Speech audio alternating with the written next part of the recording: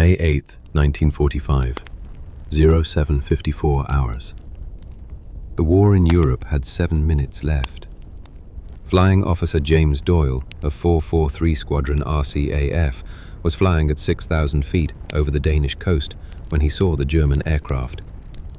It was a Focke-Wulf 190, flying east at low altitude, maybe 1,500 feet below him. Doyle banked his Spitfire and looked more carefully. The aircraft had no surrender markings, no white sheets, no red crosses, just a standard Luftwaffe fighter flying a straight course over the Baltic Sea, as if the world wasn't ending around it. Doyle checked his watch. 07:54. He had been briefed that morning about the German surrender signing scheduled for 08:01 hours. 7 minutes from now, the war would officially be over. 7 minutes. He looked at the Focke-Wulf below him. He looked at his watch. He made a decision. James Doyle was 24 years old and came from Hamilton, Ontario. His father worked at the Stelco steel plant. His mother cleaned houses for wealthier families in the west end of the city. He grew up in a working-class neighborhood where ambition was considered slightly suspicious and practicality was the highest virtue. He learned to fly through the British Commonwealth Air Training Plan in 1941.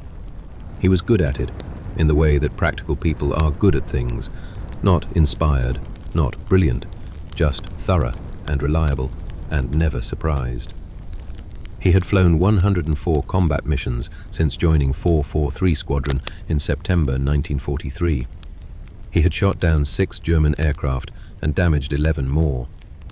He had been shot down once himself, crash landing in a Belgian field in February 1945 and walking to Allied lines. He had been back flying within 3 weeks.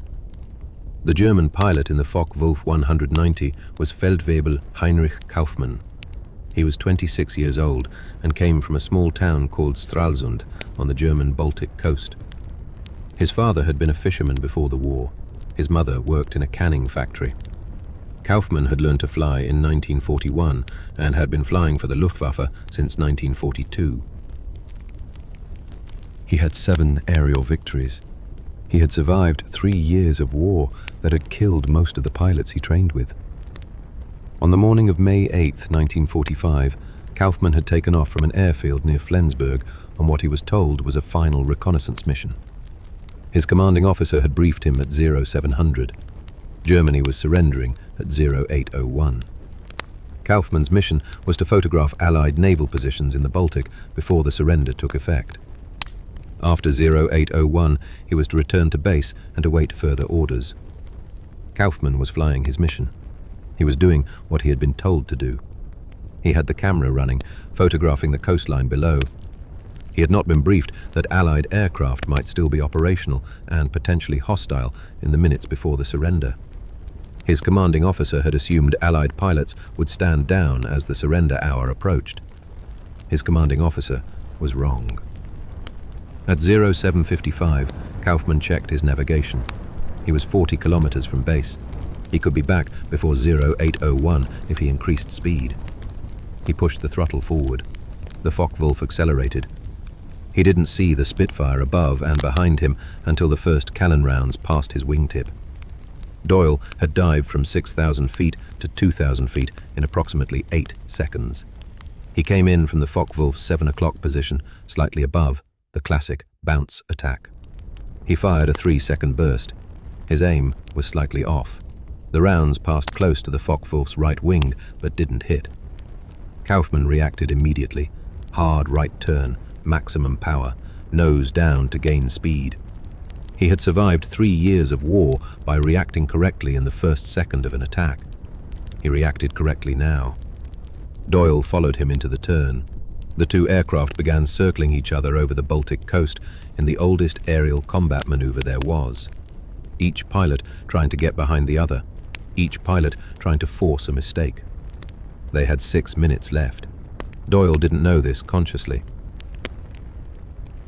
He knew intellectually that the surrender was at 0801, but in the middle of a turning fight at 1,500 feet over the Baltic coast, that number had no meaning. He was flying. He was fighting. He was trying to get his guns on a German aircraft that was trying to get its guns on him. 6 minutes felt like 6 seconds. Kaufmann didn't know how many minutes remained either. He knew only that there was a Spitfire behind him trying to kill him, and that he needed to prevent this. He pulled into a vertical climb. Doyle followed. Kaufmann rolled at the top and came down on Doyle's left side. Doyle rolled away. The Focke-Wulf's guns fired. Rounds went through Doyle's left wing. Not fatal damage, but damage. Doyle felt the aircraft shudder. He checked the wing. 2 holes visible. The aircraft was still flying, still controllable. He pulled hard left and came back at Kaufmann, who was climbing again. Doyle fired. This time his aim was better. Rounds walked across the Focke-Wulf's fuselage behind the cockpit. The German aircraft shuddered. Smoke appeared from the engine. Thin smoke at first, then thicker. The Focke-Wulf's nose dropped. Kaufmann was still flying, but he was going down. He had no choice. He was losing power and losing altitude, and the Baltic coast was 800 feet below him. He looked for somewhere flat to land. He saw a field. He aimed for it. At 0800 hours, 1 minute before the German surrender took effect, Feldwebel Heinrich Kaufmann belly-landed his damaged Focke-Wulf 190 in a field near the Danish border. The aircraft slid through the field for 80 meters and stopped. Kaufmann opened his canopy and climbed out. He was not wounded. He had cuts on his hands from something inside the cockpit, and his ears were ringing from the noise of the engine in its final seconds, but he was alive. He stood in the field and looked up. The Spitfire was circling overhead. He watched it circle twice. Then it flew away. It was 0800 hours and 47 seconds. The surrender took effect at 8:01. Kaufmann was standing in a field in Denmark, watching a Canadian Spitfire fly west. The war had 13 seconds left when Doyle broke off and headed home. Doyle landed at his base in northern Germany at 0831 hours.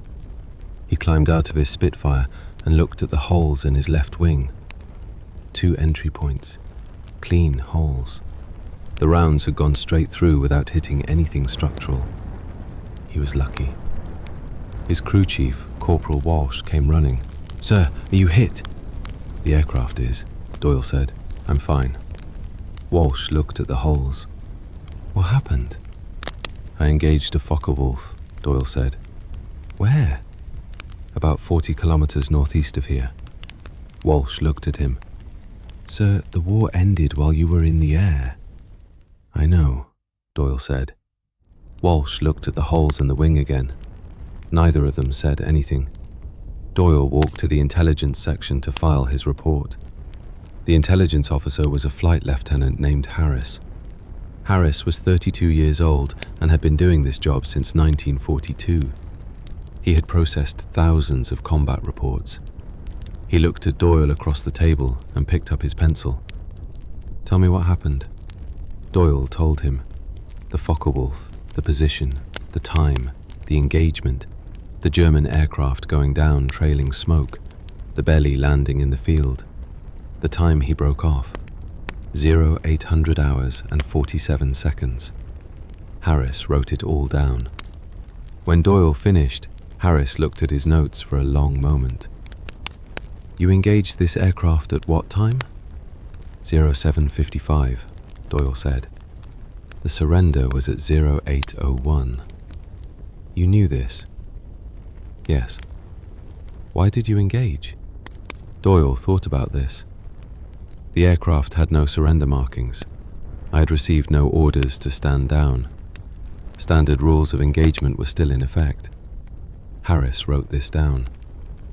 The aircraft went down before 0801. Yes, 0834 seconds approximately. Harris nodded slowly. He didn't say anything else.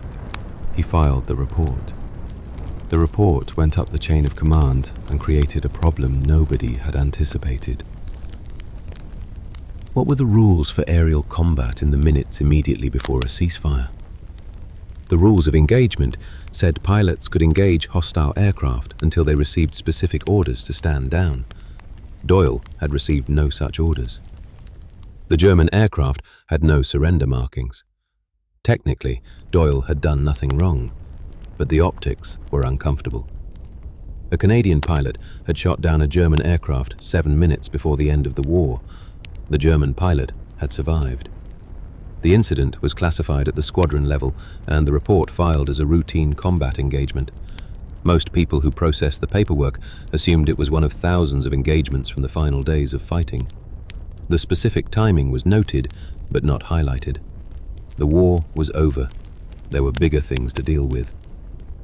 Doyle went back to his barracks and lay on his bunk. The base was celebrating. Outside, he could hear shouting and laughter and someone playing music. The war was over. People were happy. Doyle lay on his bunk and stared at the ceiling. He thought about the German aircraft going down trailing smoke. He thought about the pilot belly landing in that field. He thought about the fact that if he had done nothing, if he had just watched the Focke-Wulf fly east and waited 7 minutes, everyone involved would have been fine. The German pilot would have landed at his base. The war would have ended. Nobody would have been shot down. Nobody would have damaged wing panels. He had made a decision in the moment. The decision was technically correct under the rules as they existed, but technically correct and right were not always the same thing. Doyle understood this, but didn't know what to do with the understanding. He said nothing about it to anyone. He joined the celebration eventually because it seemed wrong not to. He drank some beer. He laughed when others laughed. He went to sleep when the celebration ended. The next morning, everything was the same, but different. No missions on the board. No aircraft to pre-flight. No routes to plan. The war was over, and the absence of war felt strange and slightly wrong in the way that any long-standing absence feels when it suddenly becomes presence. Doyle didn't know what to do with peace. He had been at war since he was 20. He was 24 now. 4 years of war was most of his adult life. He went back to Hamilton in July 1945. He went back to the neighborhood he grew up in. His father was still at Stelco. His mother was still cleaning houses. His younger brother had grown 3 inches.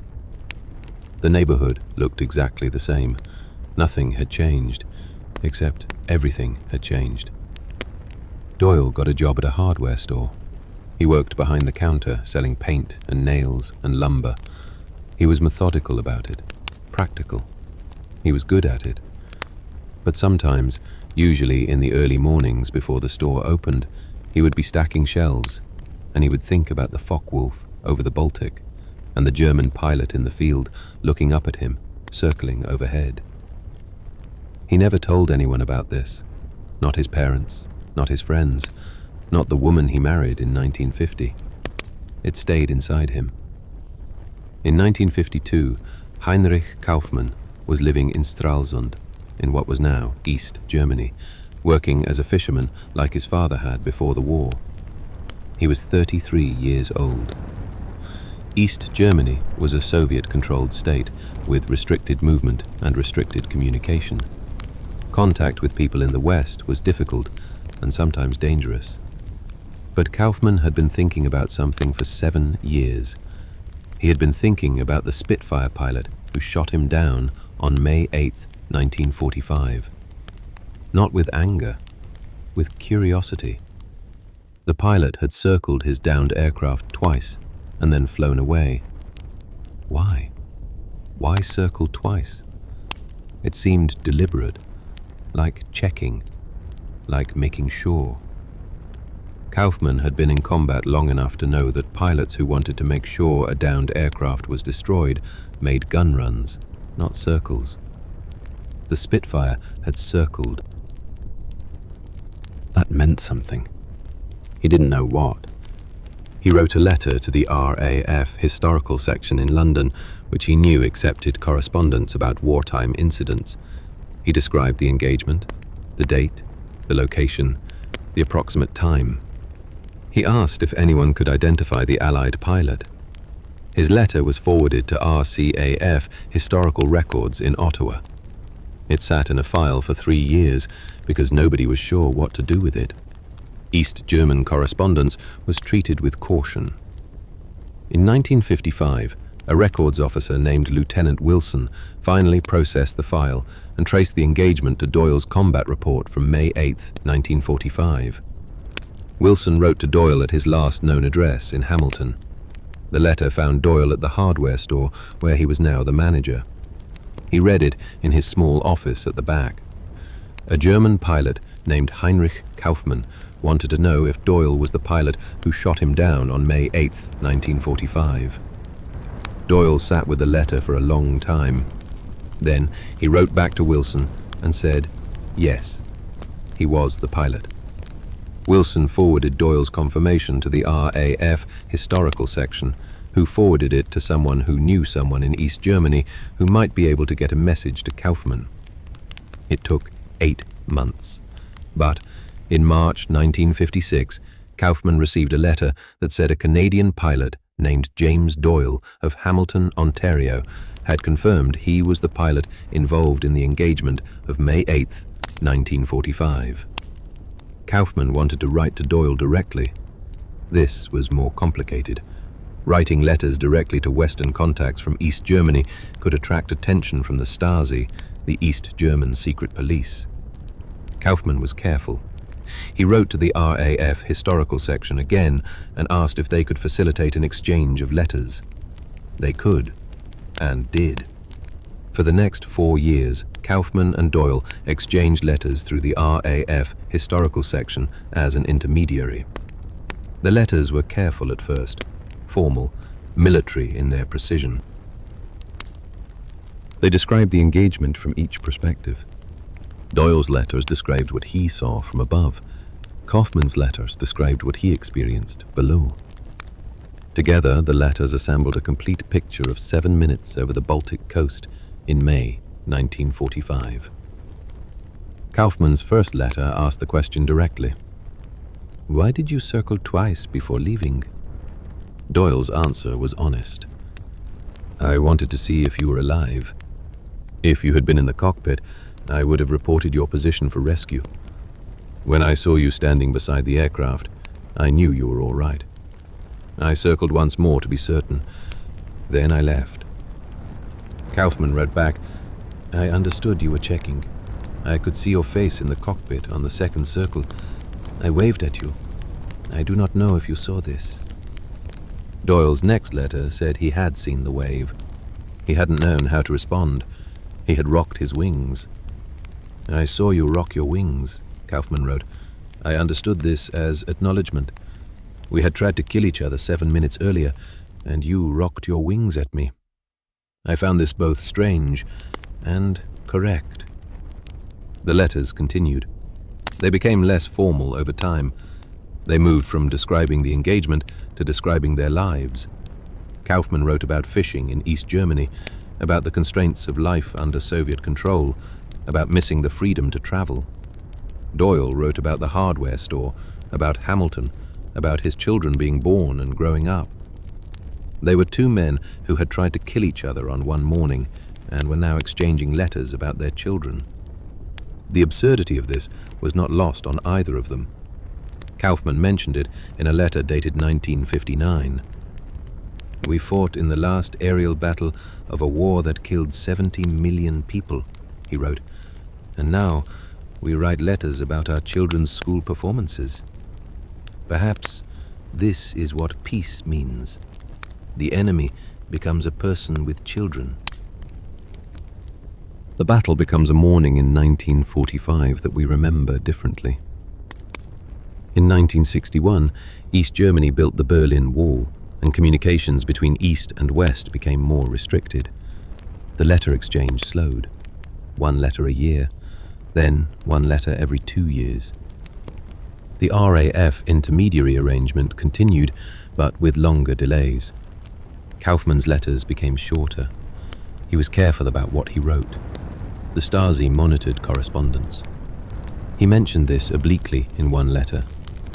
I must be measured in my observations, he wrote. There are those who read carefully. Doyle understood. He adjusted his own letters accordingly, less personal, more historical. They continued writing about the engagement rather than about their lives. It was safer. In 1969, the Berlin Wall had been standing for 8 years.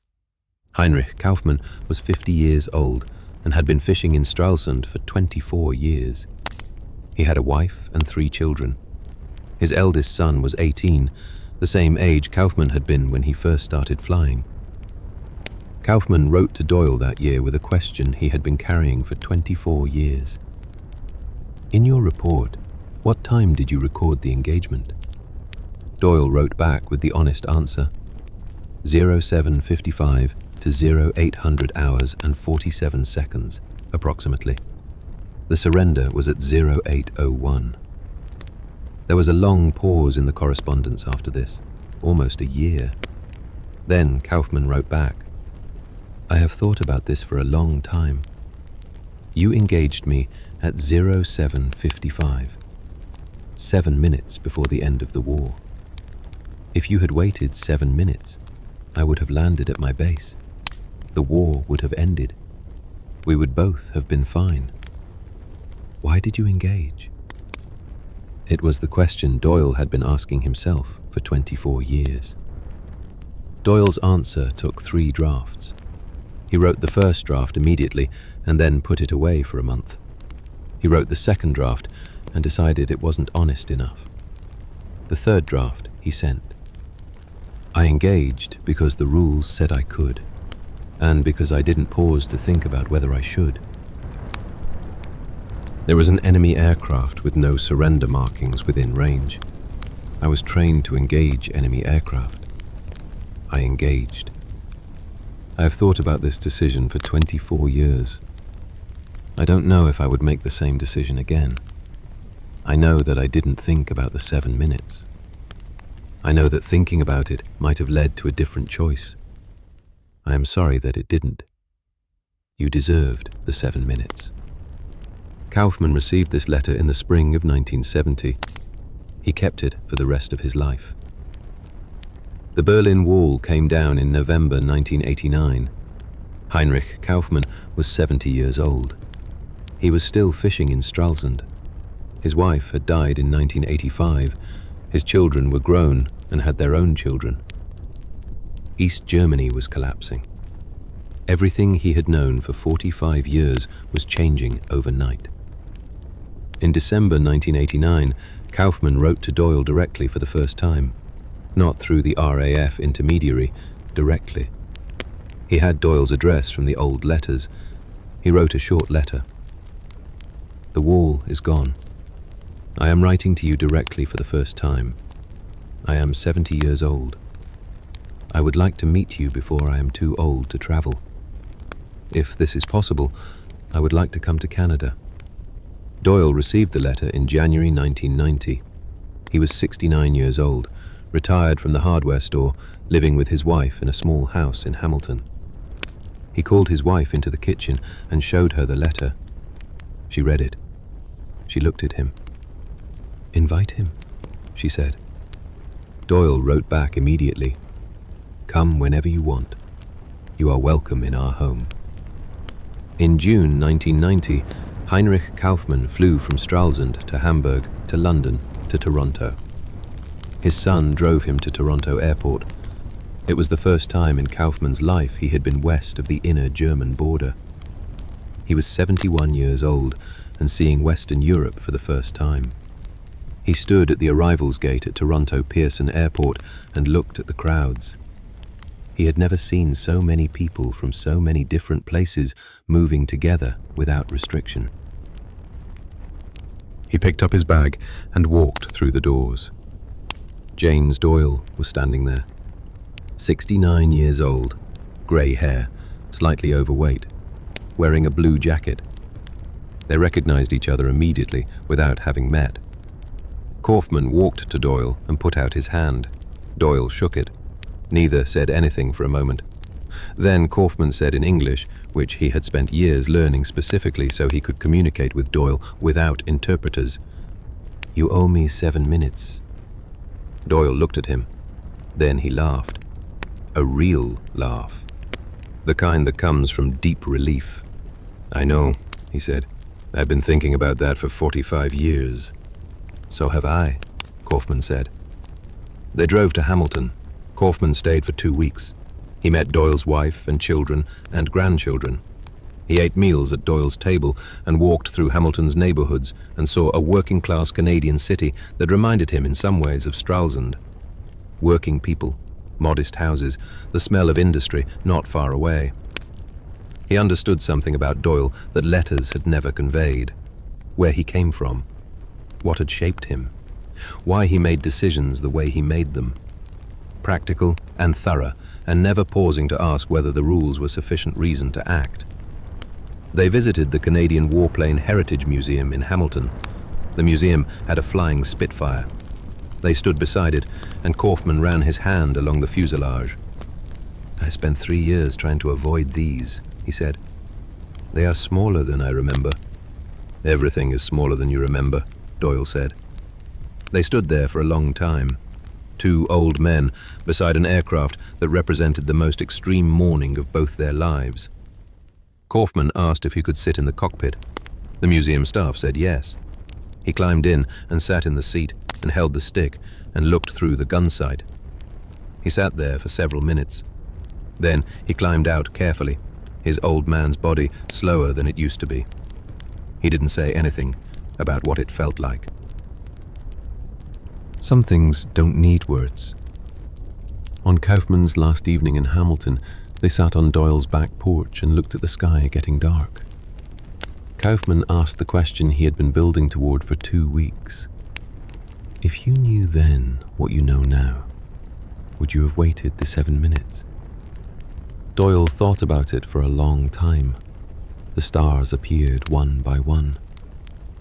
Finally, he said, I would like to say yes.